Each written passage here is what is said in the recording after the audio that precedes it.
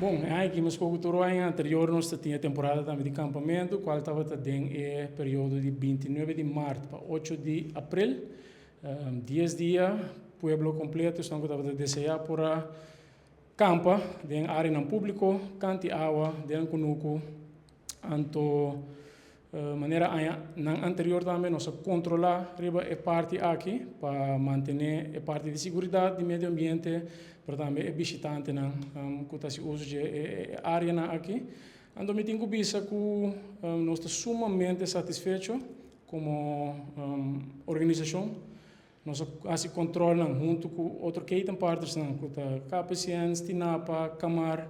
Então, conjuntamente, é o que nós mira é aqui, nós estamos muito contentes com a pessoa na comportar na mesa, a manter na mesa, na regra não que estipular.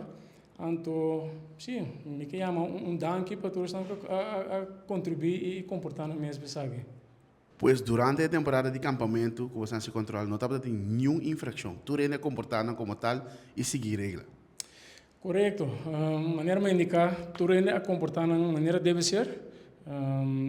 Se nós tursa é parte de campamento, último 2 anos que nós introduzimos a parte de registração, caminho orbo registrar o grupo de campamento, botar também a regra não estipular, nós temos uma regra não de camperen, então se nós walk back, tour persona a manter na mes hobby bonita mes na tour é regra na aqui, pues nós controlar conjuntamente den partner como mencionar hoje nós controlar diferentes dias da temporada.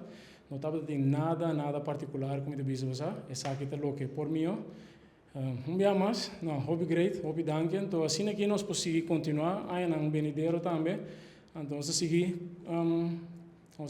conta com cooperação e comportação de Turene.